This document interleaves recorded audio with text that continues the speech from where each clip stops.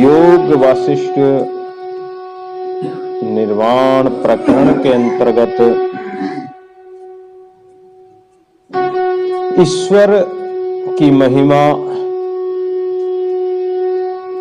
और ईश्वर द्वारा प्रदत्त हमारे प्राण, श्वास, प्रतिक्षण जो संचालित हो रहे हैं, उन श्वासों के साथ परमात्मा के नाम का सुमिरन करना।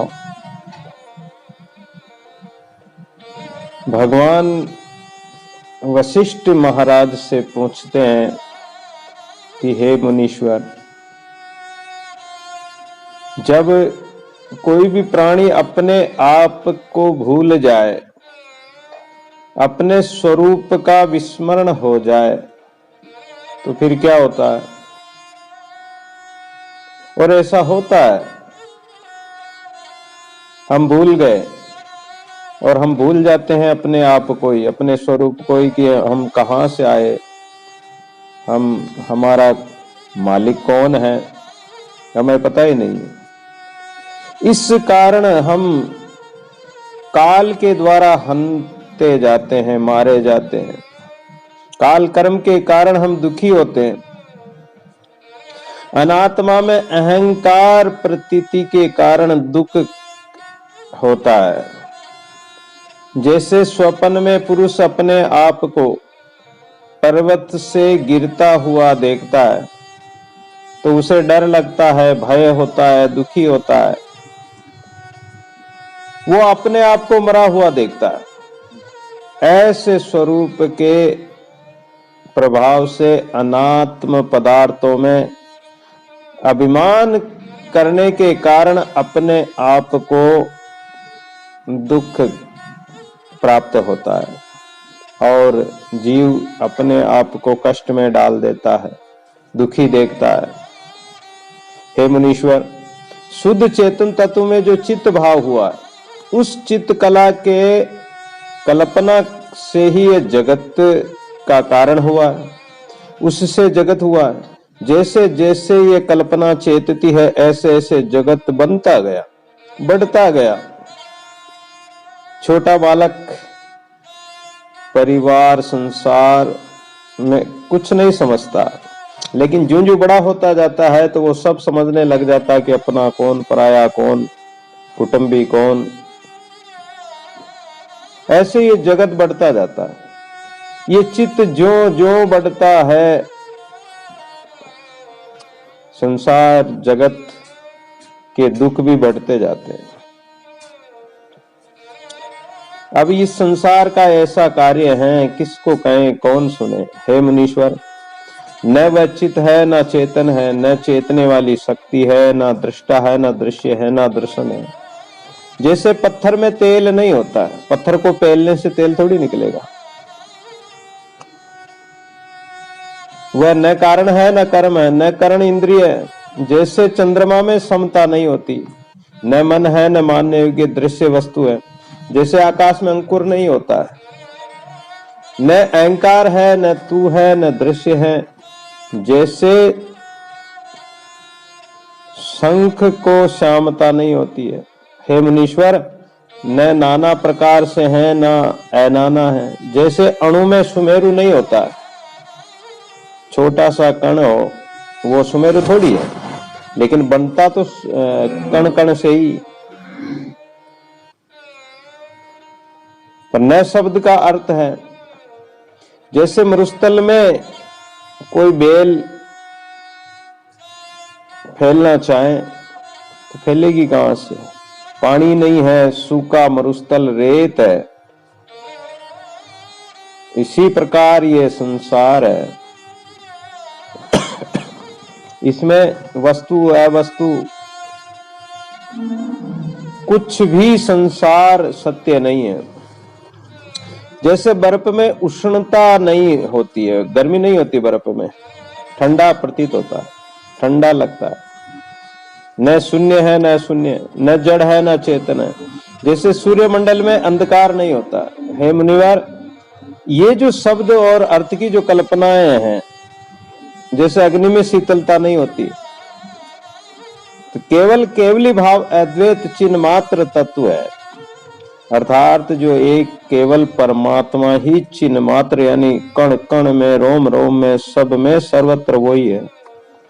और यदि उसी को हम भूल जाएं तो फिर हमें दुख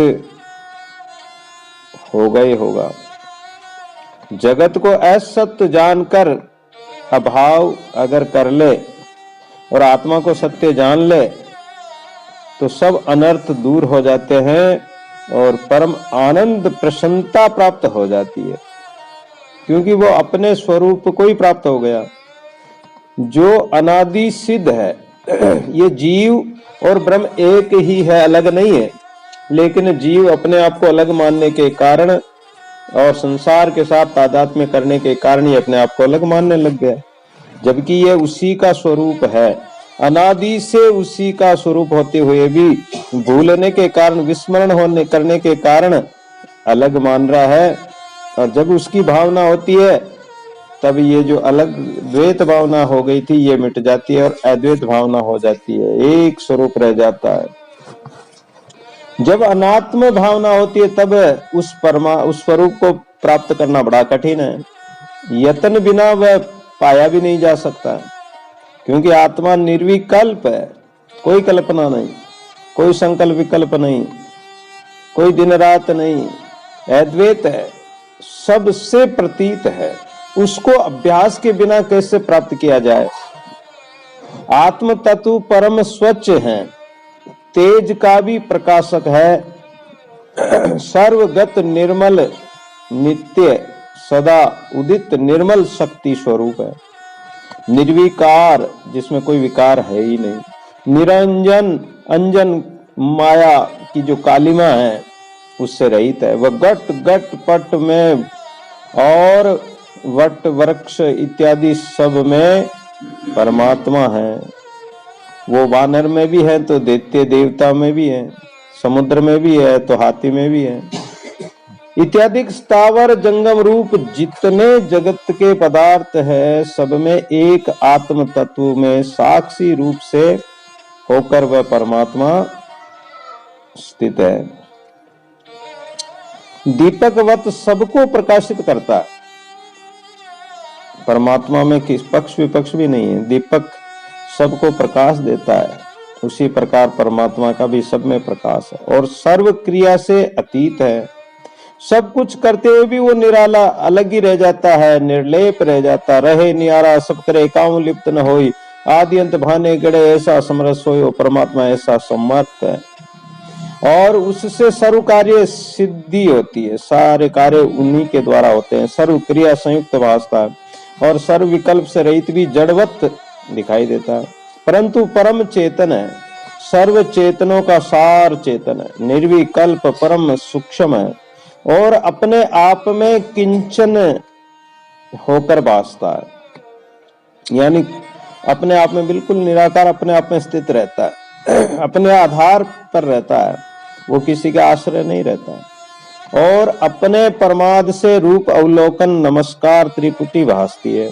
जब बोध होता है तब ज्यों का त्यों आत्मा भासता है, नित्य शुद्ध निर्मल परमानंद रूप है, उससे जो है परमाद से चित्त भाव को प्राप्त होता है। जैसे साधु भी दुर्जन के संग से दुर्जन बन जाता है, साधु हो जाता है, कुसंग पाकर कुसंगति सब परेरी, मात पिता कुल कोई, सजन स्नेही बांधवा भावे आपा होई, कुसंग कभी नहीं करना चाहिए। कुसंग से साधु भी दुर्जन हो जाता है, असाधु हो जाता है।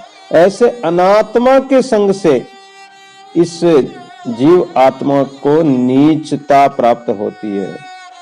जैसे सोना अन्य धातुओं के मिलावट से खोटा हो जाता है, अगर सोने में कोई खोट ही नहीं हो तो वो शुद्ध सोना खरा सोना माना जाता है और उसमें अन्य धातु मिला दी जाए तो वो खरा नहीं रहेगा, खोटा हो जाता है, कलंक लग जाता है उसमें, यानी वो खोट आ जाती है उसमें। फिर उसको सोना अग्नि दे 10-12 तब यूं प्राण पति दे, यानी सुनार उसको बार बार अग्नि में तपाता है जब जाके वो शुद्ध होता है। ऐसे अनात्मा के संग से ये जीव दुखी होता है जब अभ्यास करके अपने शुद्ध स्वरूप को प्राप्त होता है, तब उसे अनुभव होता है कि अरे मेरा तो स्वरूप ही यही था, लेकिन मैं अपने आप को ही नहीं जान पा रहा था। जैसे मुख के श्वास से दर्पण मलिन हो जाता है, तब उसमें मुख नहीं दिखाई देता। जब मलिनता निवृत्त होती है तब शुद्ध होता है, उसमें मुख स्पष्ट दिखाई देता। ऐसे चित्त के प्रमाद के कारण ही जगत का आवरण छा जाता चित्त पर, और जिसके कारण आत्मस्वरूप नहीं दिखाई देता। और जब ज्ञान के द्वारा, ज्ञान नेत्रों से देखते हैं और ये आवरण हट जाता है, मल विक्षेप आवरण ज्ञान के द्वारा, साधना के द्वारा, विरह के द्वारा, परमात्मा के स्मरण द्वारा ये पाप मल विक्षेप आवरण हट जाता है, तो आत्मस्वरूप ज्यों का त्यों ही भासने लग जाता है। जब शुद्ध चेतन में फुरना, शुद्ध चेतन में कोई फुरना नहीं होती, तो वो अपने आप ही निवृत्त हो जाती है, अहंकार निवृत्त हो जाता है। जब अहंकार ही नहीं रहेगा तो वो अविनाशी जो परमात्मा है उस स्वरूप को प्राप्त होता है। और अगर अहंकार है तो विनाश, नाशवान जड़ जगत में ही मिलेगा। तो स्वरूप से कुछ भी उत्थान होता है, उससे स्वरूप से गिरकर कष्ट पाता है। जो कोई भी कहीं भी चला जाए, अगर स्वरूप को भूल गया तो उसे दुख ही दुख मिलेगा। जैसे पहाड़ से गिरा हुआ कोई भी पत्थर है या कोई छोटी मोटी चट्टान है, वो अगर ऊपर से गिरती है तो टुकड़े टुकड़े हो जाती है। इसी प्रकार जो स्वरूप से गिर जाता है, अपने आत्म स्वरूप को भूल जाता है, अभिमान करता है संसार का, अनात्म पदार्थों का, तो वो भी टुकड़े टुकड़े अर्थात पदार्थों में बिखर जाता है। उसकी वृत्ति, उसका चित्त संसार के विषय पदार्थ दृश्यों में वितरित हो जाता है। उसके अज्ञान से उसका जो देवत्व भाव था वो नष्ट हो गया, और जब उसको बोध होता है तो वो आत्म शुद्ध चिन्ह मात्र स्वरूप को प्राप्त होता है। उसकी सत्ता से देह इंद्रियातिक भी चेतन होते हैं और अपने अपने विषय को ग्रहण करते हैं। सत्ता तो सब हमारे शरीर में उसी परमात्मा की है। जैसे सूर्य के प्रकाश से सब जगत का व्यवहार होता है, प्रकाश के बिना व्यवहार नहीं हो सकता, ऐसे आत्मा की सत्ता से देह इंद्रियां व्यवहार चलता है। अपने अपने विषय को सब इंद्रियां ग्रहण करती है। आंख है तो दृश्य को देखती है, नाक है सूंघने का काम करता है, कान है श्रवण सुनने का काम करते हैं, जिह्वा है स्वाद का अनुभव करती है, रसास्वादन लेती है, त्वचा है स्पर्श का अनुभव करती है। हे मुनिवर, प्राण वायु के किए जो नेत्रों से मुख सुख श्यामता है, वह अपने आप में रूप को ग्रहण करती है। उसका बाह्य विषय के साथ संयोग होता है। उस रूप का जिसमें अनुभव होता है वह परम चैतन्य सत्ता है। त्वचा इंद्रिय और स्पर्शम का अनुभव होता है। इन जड़ों का जिसमें अनुभव होता है वह साक्षीभूत परम चेतन सत्ता है। और नासिका नाक इंद्रिय का जब गंध तन मात्रा के साथ संयोग होता है, उसके संयोग में जो अनुभव सत्ता है वह परम चेतन सत्ता है। इसी प्रकार शब्द स्पर्श रूप रस गंध, ये जो पांचों विषय हैं, ये हमारे श्रोत्र कान नेत्र त्वक त्वचा रसना जीव नासिका नाक, इन पांचों इंद्रियों के साथ मिलकर इनके जानने वाला साक्षीभूत परम चेतन आत्म तत्व है, वह सुख और परम चेतन कहलाता है, सुख स्वरूप। और जो बहिर्मुख कल्पना के दृश्य है उसके साथ मिला है तो वह चित्त मलिन हो जाता है, वह मलिन चित्त कहलाता है। शुद्ध चित्त में तो शुद्ध चेतन परमात्मा ही दिखेगा, मलिन चेतन में ये संसार दिखेगा। तो शुद्ध स्वरूप तो तभी होगा कि मलिनता को हटाए, आवरण को हटाए। ये जगत सब आत्म स्वरूप है। शीला गण की नाई अद्वैत सर्व विकार से रहित है। न उदय होता न अस्त होता, संकल्प के वश से जीव मात्र को प्राप्त होता है। संकल्प के निवृत्त हुए परमात्मा स्वरूप हो जाता है। हे मुनिवर, आदि जो चित्त कला कल्पित हुई है, जीव रूप रथ पर आरूढ़ हुए हैं और जीव अहंकार रूप रथ पर आरूढ़ हुआ है, अहंकार बुद्धि रथ पर आरूढ़ है और बुद्धि मनोरथ रूप पर आरूढ़ है, मन प्राण रूप रथ पर आरूढ़ है। ये सब एक दूसरे के आधार पर है। जो जीव है ये वो परब्रह्म परमात्मा के आधार पर है, लेकिन इसमें ये अहंकार है, अहंकार के रथ पर बैठने के कारण बुद्धि भी मनोरथों में फंस जाती है, मन संसार में चला जाता है और फिर प्राण रूपी इंद्रियां जो है, इंद्रिय रूपी जो घोड़े हैं, वो स्वाद पंच तन्मात्रा पंच जो विषय हैं इनमें ही रचे पचे रहते हैं। तो ये देह रूपी रथ है। अब इनमें जो कम करता है, कम ही से जरा मरण रूप संसार पिंजरे में भरमता है। अगर जो इंद्रियों की तरफ बढ़ेगा तो वो संसार में भरमता है। ये चक्र आत्मा का आभास विरूप है। जैसे स्वप्न के नगर में नाना प्रकार के पदार्थ दिखाई देते हैं, वो वास्तव में कुछ भी सत्य नहीं होते हैं, ऐसे ये जगत वास्तव में कुछ भी नहीं है। जैसे मृग तृष्णा की नदी केवल भ्रम मात्र से दिखाई देती है, पानी बहता हुआ आभास होता है, पर वो केवल आभास मात्र ही है। मन का रथ प्राण है। जब प्राण कला से रहित होती है तब मन भी स्थित हो जाता है। जब प्राण स्थिर हो जाए, मन का रथ प्राण है, यानी मन तो क्या है, सारथी है।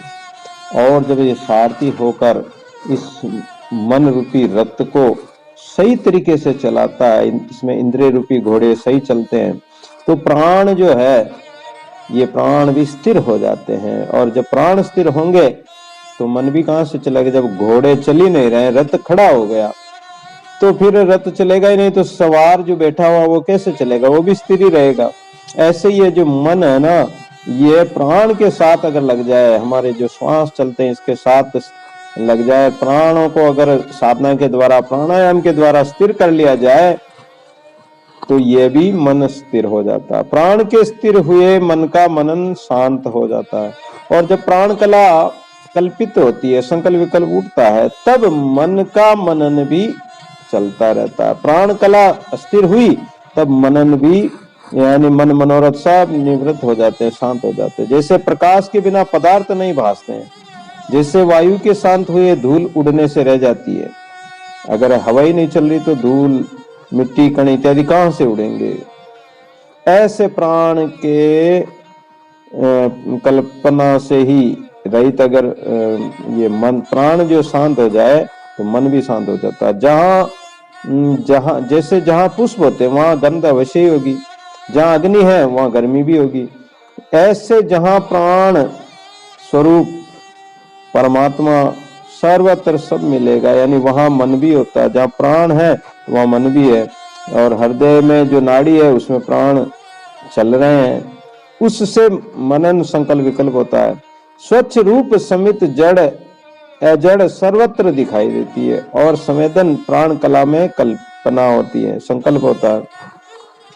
आत्मसत्ता सर्वत्र अनुसूत, परंतु जहाँ प्राण कला होती वहां भासती है, जहाँ प्राण कला नहीं है वहां नहीं भासती है। जैसे सूर्य का प्रकाश सर्वत्र होता है, परंतु जहाँ उज्जवल स्थान जल अथवा दर्पण होता वहां प्रतिबिंब भी बनता है, अन्यत्र प्रतिबिंब नहीं बनता। ऐसे आत्मसत्ता सर्वत्र है, परंतु जिसके प्राण कला पर्यष्टक होती है वहां तो परमात्मा का अनुभव होने लगता है। दूसरे स्थान पर नहीं होगा, दूसरे व्यक्ति में नहीं होगा।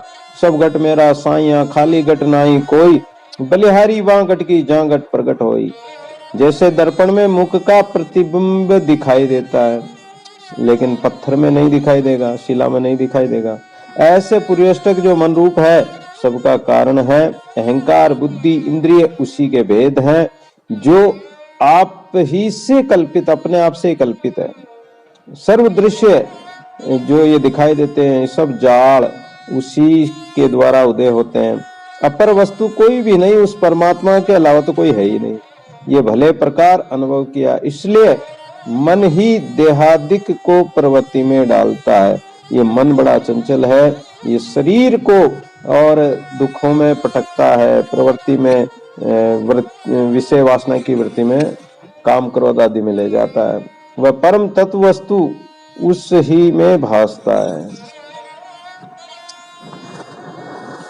भगवान बोले कि हे मुनिवर, आत्मसत्ता बिना जीव कंदवत होता है और आत्मसत्ता से चेतन होकर चेष्टा करता है। जैसे चुंबक पत्थर की सत्ता से जड़ लोहा चेष्टा करता है, ऐसे सर्वगत आत्मा की सत्ता से जीव में संकल्प होता है या जीव में सत्ता होती है। और आत्मसत्ता भी जीव कला में भासती है, स्थानांतरण पर नहीं भासती है। जैसे मुख का प्रतिबिंब दर्पण में ही दिखाई देता है, अन्यत्र नहीं दिखाई देता, ऐसे परमात्मा सर्वगत सर्वशक्ति होते हुए भी वो नहीं दिखाई देता है। जब तक ज्ञान रूपी दर्पण या सद्गुरु के जो ज्ञान है उसका दर्पण रूपी जो है ज्ञान रूपी दर्पण नहीं होगा तो हम परमात्मा को स्वरूप को नहीं देख सकते हैं। शुद्ध वास्तव रूप से जो इस जीव कला का उत्थान हुआ है और दृश्य की और वही है, उसमें चित्त भाव को प्राप्त हुई है। जैसे शूद्रों की संगति में ब्राह्मण भी अपने आप को शूद्र मानने लग जाता। अजामिल था, ब्राह्मण था, लेकिन नीच कर्म करने के कारण वो भी पापी अजामिल कहलाया। ऐसे जो व्यक्ति अपने स्वरूप से बिछुड़कर और वो दृश्यमान जगत को सत्य मानने लग जाए अज्ञान से, तो उसका अंतःकरण पर आवरण आच्छादित हो जाता है, जिसके कारण वो संसार के आगे दीन हो जाता है, संसार के मोह में फंस जाता है। जड़ देह के अध्यात्म से कष्ट पाता, अध्यास से कष्ट पाता। ये जड़ रूपी शरीर है और इसमें अगर कोई अध्यास करता है, इसमें अहंकार करता है, अभिमान करता है, काम क्रोध आदि में फंसता है, तो यह शरीर कभी तो रोगों से दुखी होता है, कभी चोर व्याघ्र सिंह से दुखी होता है, मनोकाल कर्म से ये दुख पाता ही रहता है। जैसी जैसी जिसकी भावना होती है, जो जैसा जैसा कर्म करता है, उस कर्म की भावना के साथ मिला हुआ और वो 84 में भटकता रहता है। जैसे खंबाणी से चलाया हुआ पत्थर चला जाता है। खंबाणी जैसे गोफिया होती, गोफन होती, उसमें पत्थर रख के फेंको तो चला जाता। या दो पेड़ों के बीच में कोई ऐसी खींचने वाली वस्तु बांध दी जाए और उसमें पत्थर रख के छोड़ा जाए तो वो भी चला जाता है।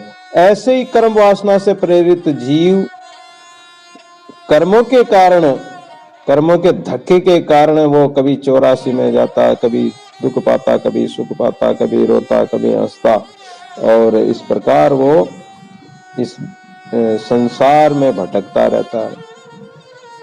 जैसे रथ पर आरूढ़ होकर जो रथवान है वो चलता है। अब रथ को घोड़े किधर ले जा रहे हैं, अब उस रथवान के हाथ में लगाम नहीं है तो वो उसके अनुसार ही उसको जाना पड़ेगा।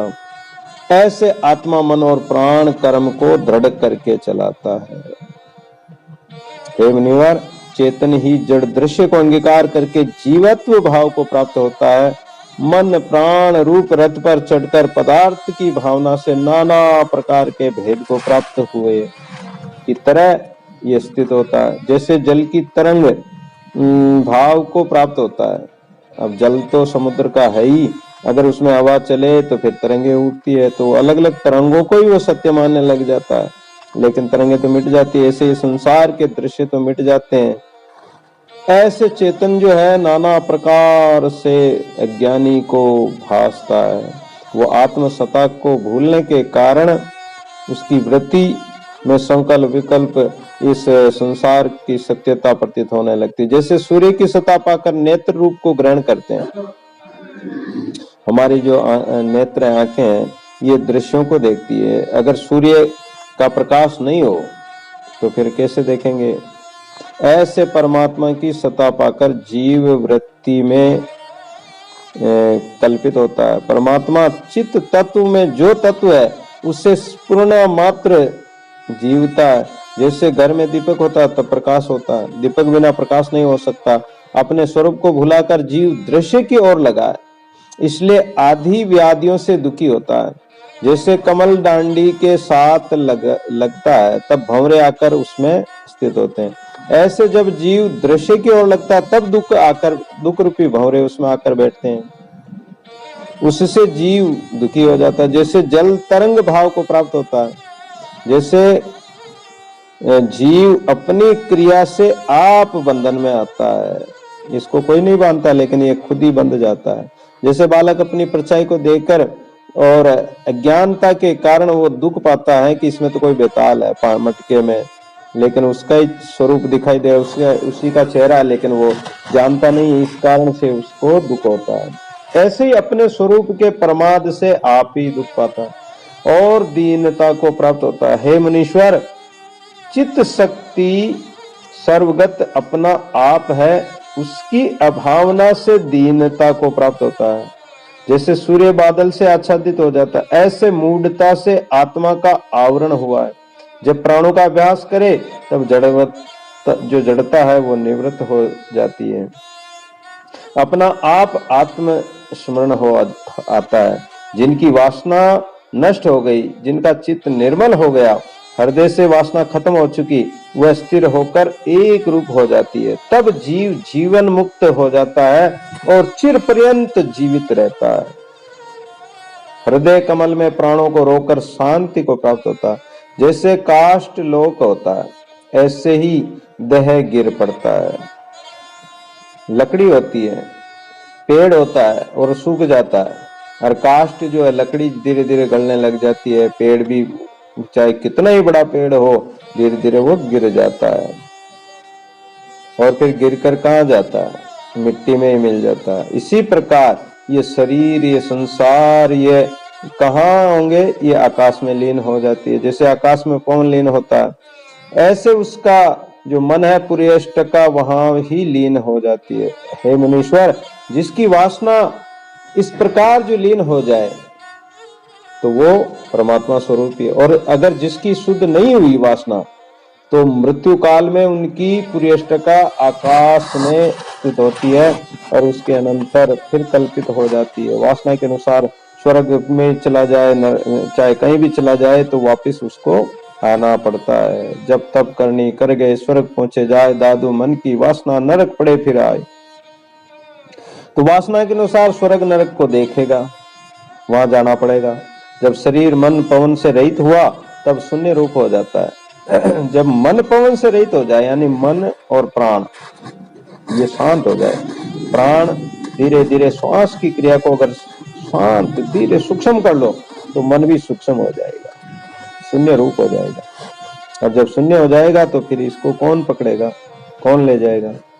और जब स्थूल बना रहेगा, यानी आकार बना रहेगा, अहंकार करेगा, तो फिर ये पकड़ा जाएगा और इसके कारण 84 इसको प्राप्त होगी। जैसे पुरुष घर को त्याग कर दूर जाकर रहता है, ऐसे शरीर को त्याग कर मन और प्राण अन्यत्र जाते रहते हैं, तब शरीर शून्य हो जाता है।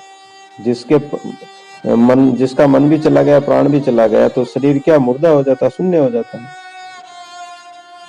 चित्त सता सर्वत्र है, परंतु जहां जीव पूरी अष्टका होती है वहां ही भासता है, चेतनता का अनुभव होता है, अन्यत्र नहीं होता।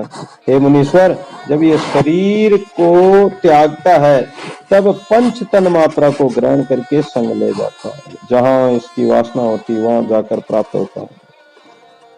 पंच तन मात्रा होती है, 5 तत्व होते हैं, जल, वायु, अग्नि, आकाश, पृथ्वी, त्वचा, सूर्य, चंद्रमा इत्यादि।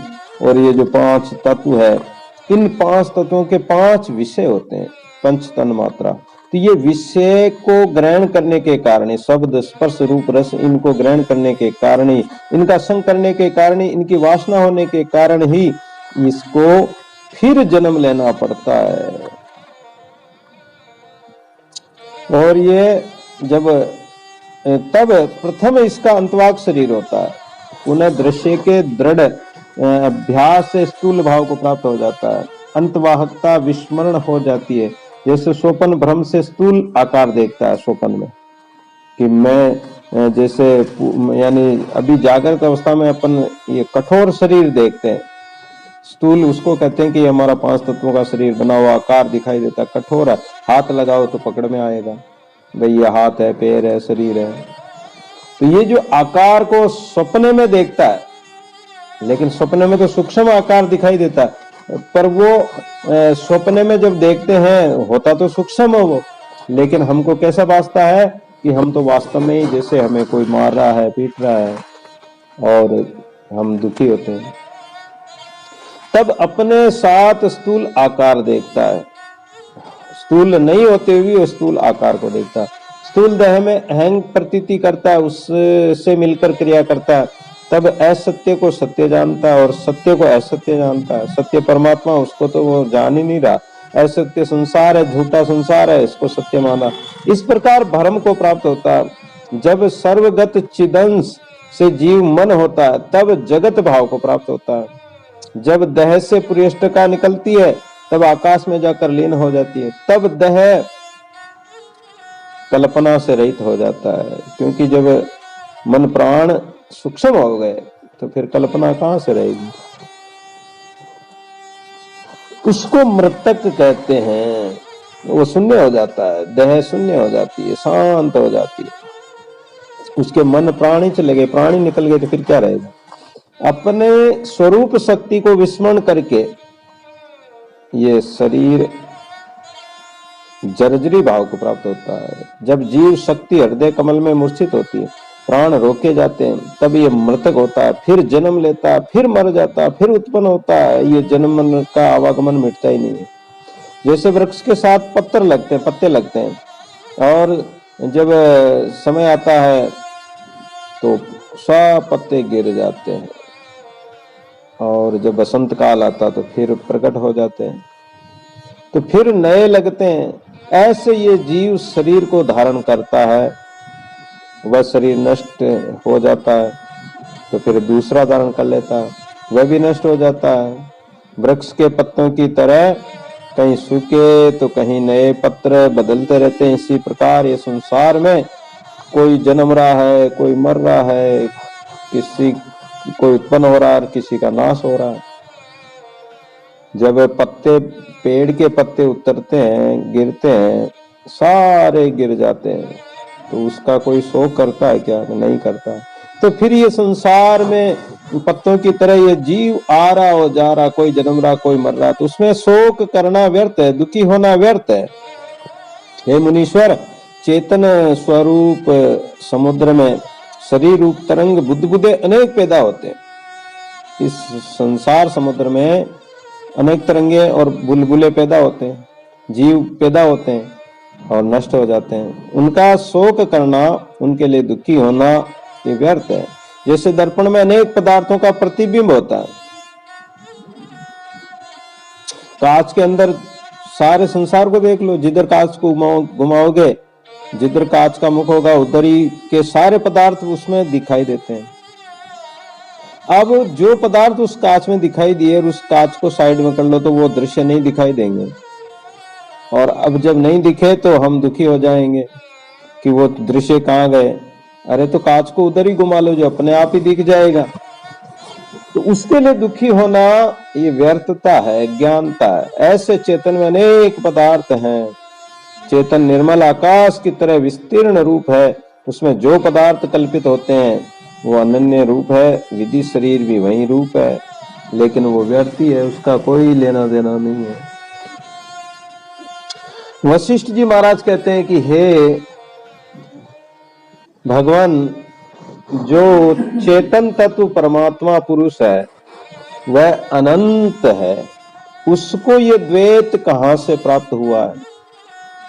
द्वैत भाव चेतन परमात्मा तो अपने सत्यराम अपने स्वरूप में स्थित है। चेतन परमात्मा निर्विकार है, सर्वगत है, सर्वव्यापी है, और वो कभी छिन्न भिन्न भी नहीं होता है। तब फिर वो अलग अलग कैसे भासने लगा? ये द्वैत भाव कहां से प्राप्त हुआ? और भूत भविष्य काल कहां से आ गया? एक परमात्मा में अनेकता कैसे हो गई? परमात्मा तो एक ही था, एक से अनेक कैसे हो गया? और बुद्धिमान दुख को कैसे निवृत्त करते हैं। जो ज्ञानी महापुरुष होते हैं वो इन दुखों से कैसे पार पाते हैं और कैसे इन विषयों से अलग होते हैं। हे ईश्वर, जो ईश्वर परमात्मा है वो सबका है, सर्वव्यापक है, सर्वत्र है। तो ईश्वर उवाच यानी भगवान बोले कि हे ब्राह्मण, ब्रह्म जो है वो चेतन है, वो सर्वशक्तिमान है। ये पदार्थ जो है हम देखते हैं संसार के जड़ है, लेकिन जो परमात्मा है वो तो सर्वशक्ति युक्त है। जब वह एक ही अद्वैत होता है तब निर्मलता को प्राप्त होता है। अर्थात जब परमात्मा स्वयं शुद्ध रूप में रहता है तो वो निर्मल रहता है। निर्मल परमात्मा, क्योंकि परमात्मा में कोई मल, विक्षेप, आवरण, कल्पना, दृश्य पदार्थ कुछ भी नहीं, तो वो निर्मल तत्व है। निर्मल तत्व, निर्मल तत्व, निर्मल तत्व ऐसा निर्गुण निधि निरंजन जैसा है तैसा। उत्पत्ति आकार नाई, जीव नाई काया, काल नाई कर्म नाई, रहिता राम नाया। शीत नाई घाम नाई, धूप नाई छाया, वायु नाई वरण नाई, मोह नहीं माया। वो दादू जी महाराज कहते हैं वो ऐसा तत्व है, उसमें ना तो कोई काल कल्पना कुछ भी नहीं, वो निर्मल तत्व है। वो एक के भाव से द्वैत कहलाता है। जब एक है, लेकिन एक होते हुए जब वो एकोम बहुश्याम अनेक रूप धारण कर लेता है, ये दृश्यमान जगत सृष्टि पैदा कर देता है, तो फिर अलग अलग दिखाई देने लगता है। लेकिन वास्तव में देखा जाए तो उस सृष्टि में भी वो एक परमात्मा ही है, उसी की सत्ता है। लेकिन अलग अलग ये हमारी कल्पना है, हमारी अज्ञानता है। इसके कारण हम चित्त के द्वारा हम कल्पना कर लेते हैं और कल्पना के कारण ये जगत नाना रूप दिखाई देता है। काला गोरा, पुरुष स्त्री, बाल बच्चे, जीव जंतु, गाय भैंस, पशु पक्षी इत्यादि दृश्य वृक्ष आदि सब दिखाई देते हैं। वास्तव में देखा जाए तो सबका कारण एक परमात्मा ही है।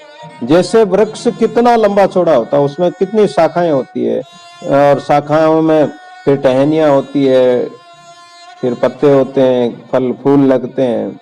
और देखा जाए तो वो वृक्ष काहे से बना? एक बीज से। और उस वृक्ष का वापस क्या बन जाता?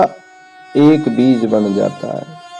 तो उसी प्रकार ये जगत उसी एक बीज स्वरूप ब्रह्म से विस्तार को प्राप्त हुआ। एक रूप है, वो परमात्मा तो घटता बढ़ता नहीं है, लेकिन उसकी जो कल्पना है उसके द्वारा ये संसार जगत बसा हुआ है, सृष्टि है। इसी प्रकार हम भी इस सृष्टि को बढ़ाते हैं। हमारा चित्त जब कल्पना करता है, अज्ञानवश हम संसार के दृश्यों को, पदार्थों को हम अपना मानने लग जाते हैं कि ये हम मेरा है, ये मेरा है, ये अपना, मेरा, पराया, ये करने लग जाते हैं। तब ये जगत रूप दिखाई देता। परंतु उस काल में भी तो परमात्मा तो वो एक ही है, वो तो समाया हुआ है। वृक्ष के समय भी वस्तु बीज एक रूप है, कुछ अलग नहीं हुआ। परंतु जब बीज अंकुरित होता तब वृक्ष रूप में दिखाई देता है। ऐसे जब शुद्ध चेतन परमात्मा में चेतन कला जब बनती है, चेतनता आती है, तो ये जगत प्रकट हो जाता है।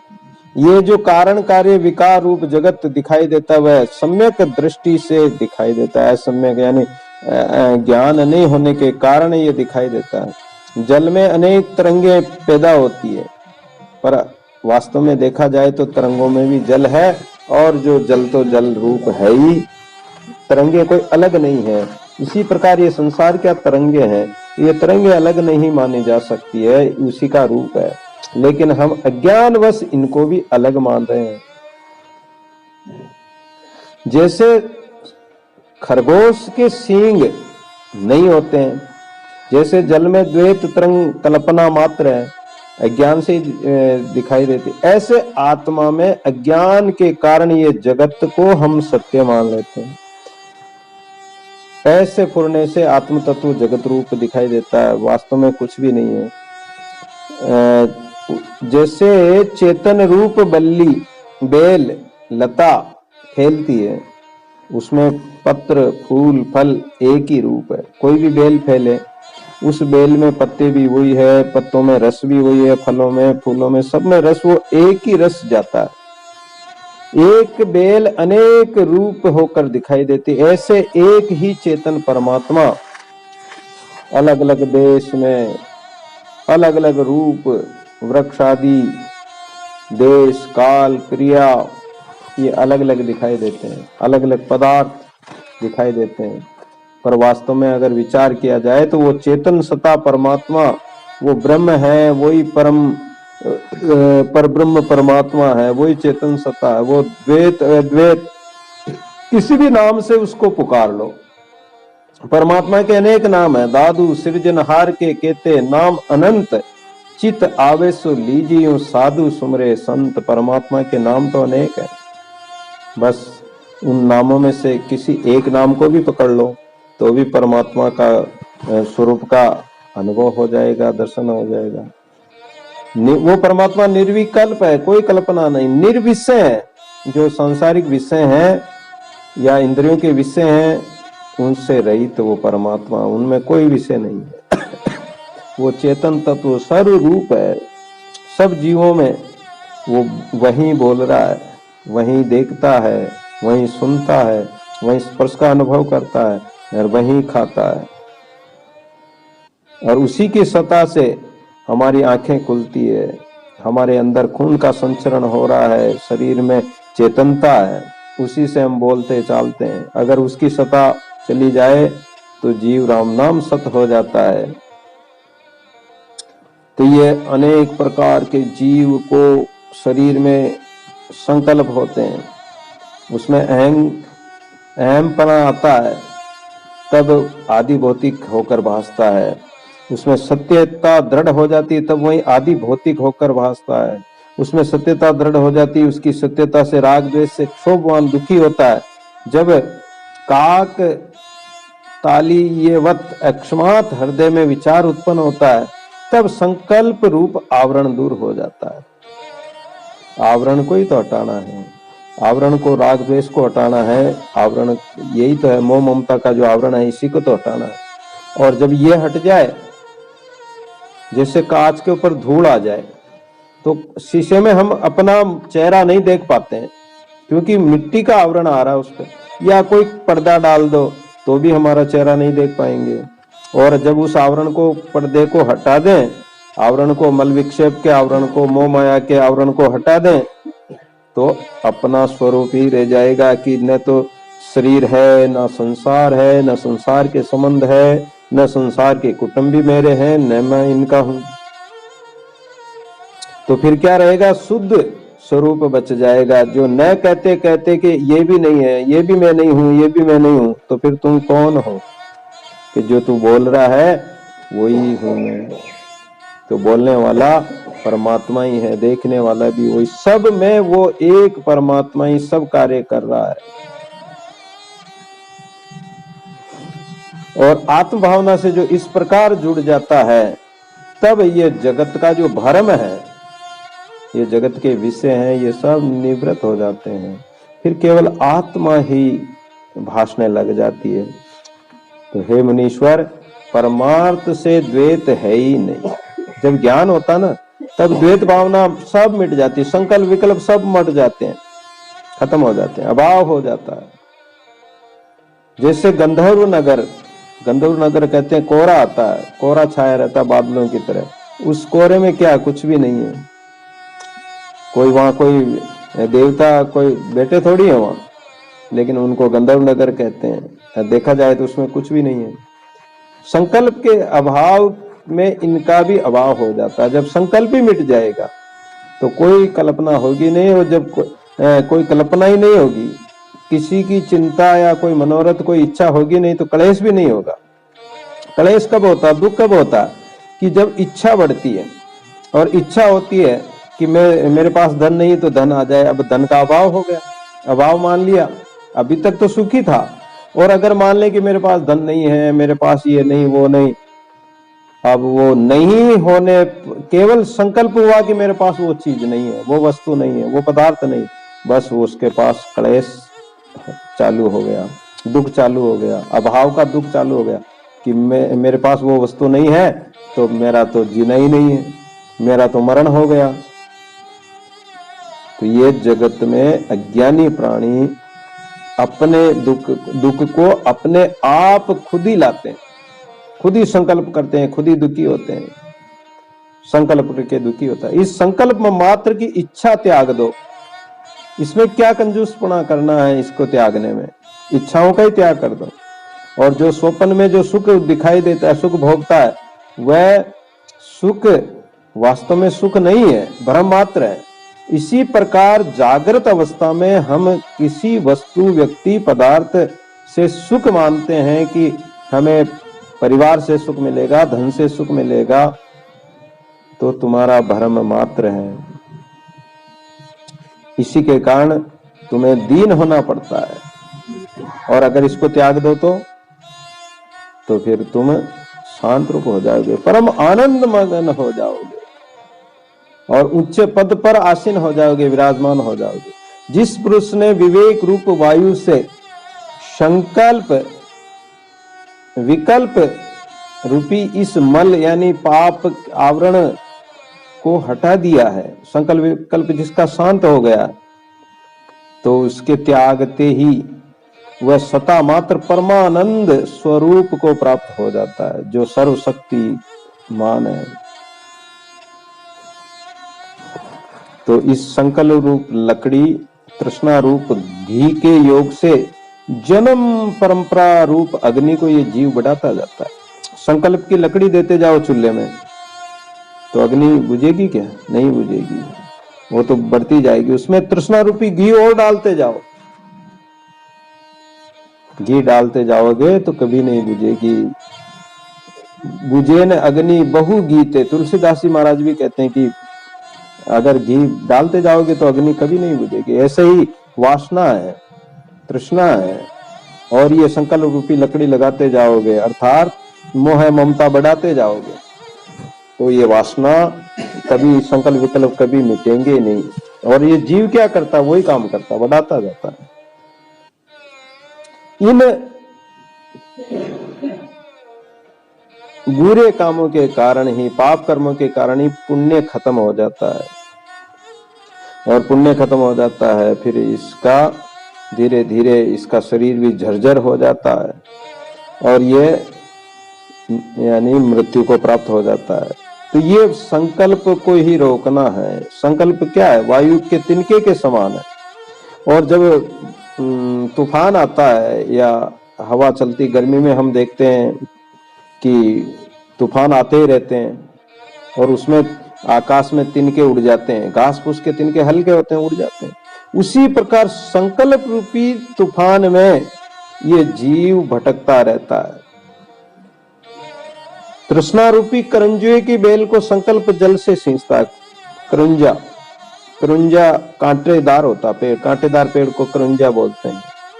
तो इसको अगर हम पानी सींचते रहेंगे तो क्या होगा? कांटे बढ़ेंगे और कोई उसके कोई आम तो लगेंगे नहीं। तो इस प्रकार ये जगत में हम अज्ञानवश जगत को सत्य मानकर इस मोह ममता को ही बढ़ाते रहते हैं, जिसके कारण हमें परमात्मा का स्वरूप भी प्राप्त नहीं होता और हम परमात्मा के स्वरूप को प्राप्त न करने के कारण हम 84 का महान दुख उठाते हैं, 28 नरकों का दुख उठाते हैं, 84 लाख योनियों में अनेक जन्म धारण करते हैं और हर जन्म में सुख दुख तो सबके पीछे लगे, चाहे शेर भी क्यों ना हो, शेर को भी दुख होता है, दूसरे शेरों का भी भय रहता है। और एक ऐसा जानवर होता है जो शेर को भी मार देता है। तो जिस जंगल में अगर वो एक शेरनी बोलते हैं अगर वो हो तो शेर उस जंगल को ही छोड़कर भाग जाता, मौत के कारण, भय के, मृत्यु के कारण उसको भी डर लगता है। और शेर से सारे जीव डरते ही हैं। ऐसे ऐसे चील होते हैं जो शेर को ही उठा ले जाते हैं, बड़े बड़े जानवर होते हैं उसको भी उठा ले जाते हैं, तो शेर को भी डर होता है। कोई कहते हैं कि तू क्या शेर आ गया जो किसी से डरता नहीं, लेकिन शेर भी डरता है। तो दुख हर जन्म में, हर जून में, हर प्राणी मात्र को दुख होता है।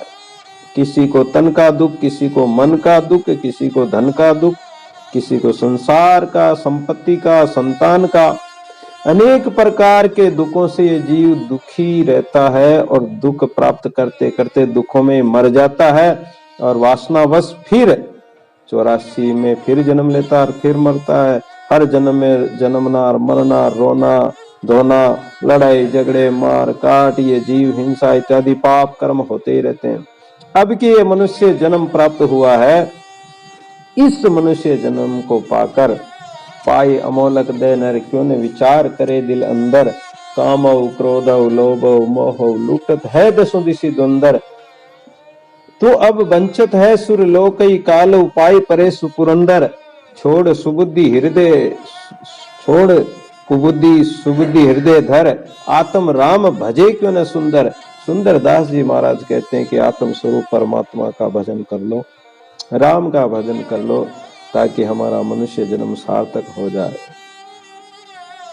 राम भजन कर लीजे जीवड़ा, राम भजन कर लीजे, राम भजन कर लीजे जीवड़ा, राम भजन कर लीजे।